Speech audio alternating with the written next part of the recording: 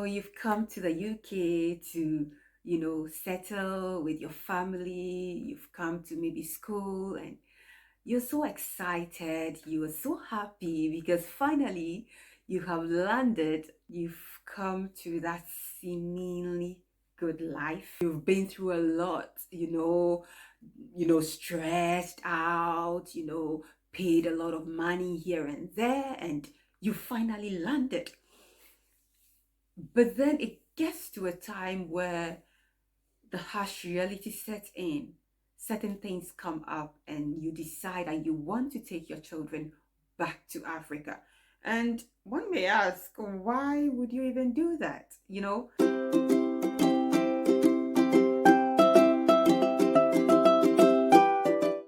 Hello and welcome back to my channel. My name is Jabaki, and if this is the first time you are joining me on this channel, you're most welcome. Many African parents are sending their children back to Africa. So today we're just going to look at one or two reasons why African parents decide to ship children back to Africa. So if this is something you're interested in, then stay right here with me. The first reason why African parents may take their children back home to Africa is the high cost of childcare and also lack of support as we have it back home in Africa.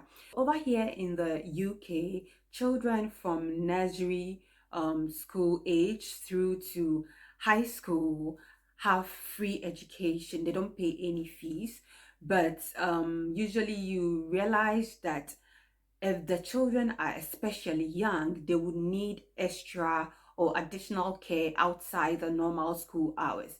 So if you have children under the age of 3, the government does not give any form of support when it comes to childcare, usually, unless they have, special needs or something like that. Okay, that's when they may get early childcare support, but then normally they don't receive any form of free childcare or whatsoever. And so you as parents would have to pay for childcare for your children who are under 3 years old if you are working. Okay, and childcare is so expensive that if work, you end up spending so much and giving virtually most of your money to these people to take care of your child. So if the child is under 3 years, then if you and your partner are working,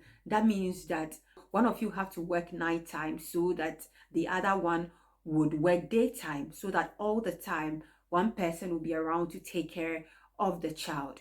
Or one of you may decide to do part-time job and then the other will do a full-time job so that they can still manage to take care of your child. But basically, if the child is under 3 years old, where you have no form of support or whatsoever from the government, that means that you, the parent, are going to take care of the entire bill of childcare for your child. Okay, unless one of you decide to stay home and take care of your child, which would be a very great sacrifice indeed, because there are bills to be paid and you just can't afford to sit at home taking care of your child full time. Okay, you must be doing something, you must be working to earn something.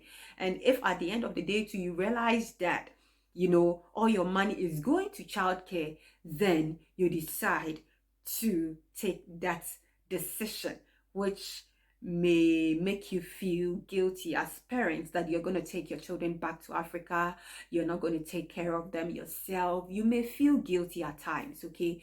But then when it becomes so serious and you feel you can do virtually nothing about it, then you make that decision to take your child back to Africa. So that is one of the reasons that parents may decide to take their children back to Africa. And even if your child is about 3 years old, okay, and they've started nursery, full-time nursery, which is 5 hours for most of the UK nations. Scotland is 6 hours. Or they are in normal school, that is also around 6 hours thereabout. After school, they would definitely come home. They wouldn't stay in the school forever. They would come home, they'll close, come home. And when they close and come home, especially if they are below the ages of 12 years old, where it's expected that they would have someone taking care of them, then you have to provide care. Maybe after school club, if you work full time and you are not available as a parent, if your partner is also not available, then that means that the children would have to go to an after school club, and over there also they would have to pay, right? And then, or if the other partner is working at night, even that one, still all the money would be gone. So either ways, there will be one form of payment or the other. Okay, so you think about it and you decide that, look, let me just take my children to Africa. After all, the amounts that I'll spend over there taking care of them, or letting maybe a relative or your parents, if they are alive, take care of them, you think that, okay, it will be less than what I'll spend over here on childcare. So let me just take them home, and when they grow up to a certain level, I bring them back to the UK to come and continue with their education and settle here permanently. You know that right here in the UK also, that kind of support that we used to have home, okay, it's just not present here, where you can just leave your child with maybe your neighbor, or you can just take your child to your friend to stay with them for a while, or after school you can ask them to go to a friend's house. It's just not available in this country, right? So looking at all of this, you may decide that, okay, instead of spending so much money, on childcare, why don't I just ship them back to Africa, where they can be with family, and childcare would also be cheaper compared to this place, and they can have the kind of support that they need. So that is why parents may decide to take their children back to Africa. And sometimes you may feel guilty about it, but you realize that it gets to a point where you are so pressed that you can't really do much about it, and the only option will be that you take the children back. And just weigh it as a family, consider it, and do what's best for your family. Okay, do what's best for your family, what would help the family. I mean, ideally you wouldn't want to be separated as a family. You would want to be together, stay together, train up your child by yourself, take care of your child by yourself. But hey, it gets to that point where that harsh reality sets in, and you know that no, there must be a compromise some way, somehow, and you decide to eventually take your children back to Africa. Another reason why African parents may decide to take their children back to Africa is to avoid any problems with the UK social services. Okay, so the law over here regarding safeguarding children discipline is quite different from what we are used to back home in Africa. We all went through, the caning here and there. Even we go to school, and then, it's something that we have been brought up with back home in Africa. So as a parent, if you still have that mindset and you bring it here, and you feel like your children are misbehaving, so you really would want to give it to them, really spank them, okay, then it becomes an issue. Then you may be in trouble with the social services, because over here, especially when it comes to Scotland, you are not supposed to spank the child at all. You're supposed to treat the child like an adult. You wouldn't beat an adult or spank an adult, so you don't do the same to the child. So it's completely off limits in Scotland. But other nations in the UK, I know it's allowed to certain limits, as long as maybe you don't hurt the child, as long as you don't leave any marks. Some of them, sort of to some extent, may allow some form of spanking. So you may look at all these and you feel like, okay, so you're not in control as a parent. I mean, as an African parent, because what you're used to is to, at least the child is misbehaving. If you have a misbehaving child, you feel like, okay, the rod would, drive some lesson into the child. But it's not done over here. The law does not allow that. And so you think of all of these and then you decide, I know, I will take my child back to Africa so that they would be, trained as you want him or her to be trained. So that is one main reason also why parents do that, to sort of teach them some African, lessons, if I should put it that way. Okay. So that is why some parents may take their children back home to Africa.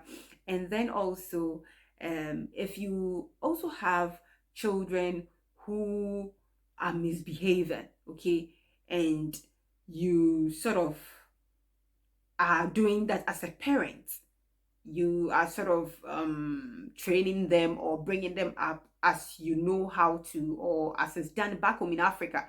And the child over here, the children, they talk a lot.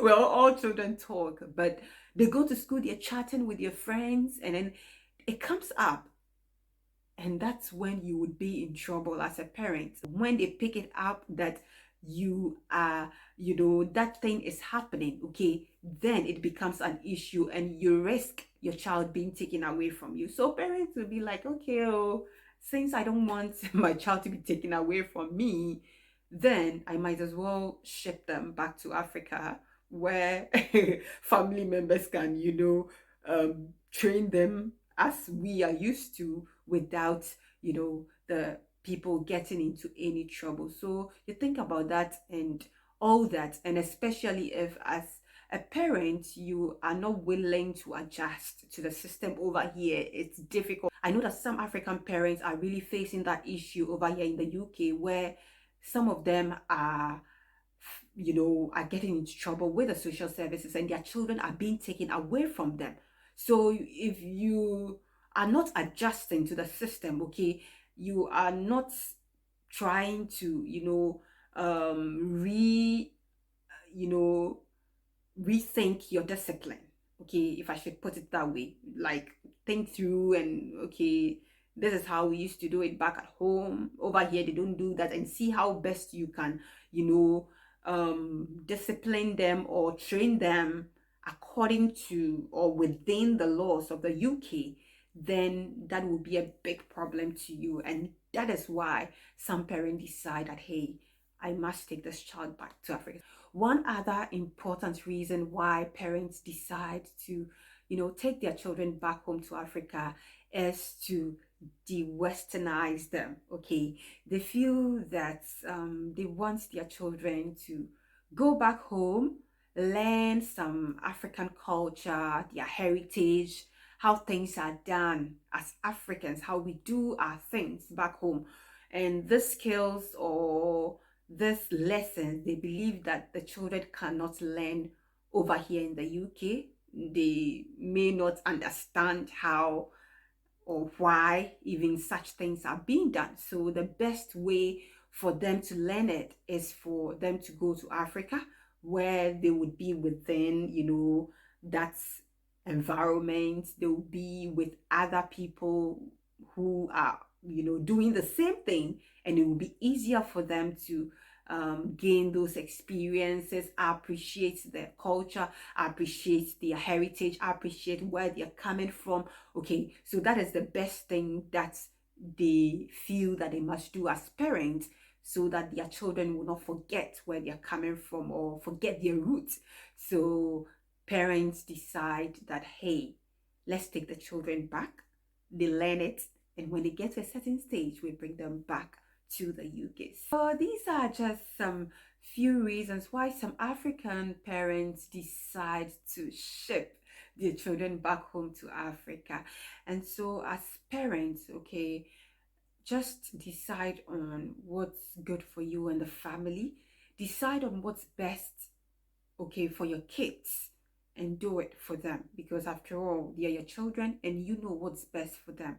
So think through it, just weigh it against they being here with you, physically, and you training them yourself, against they going back for someone else to take care of them. And what you would want them to gain. It's totally up to you. The decision is up to you. So this is just what I have for you today. I hope this content has been helpful. So till we meet again, take care of yourselves, keep safe, and it's bye for now.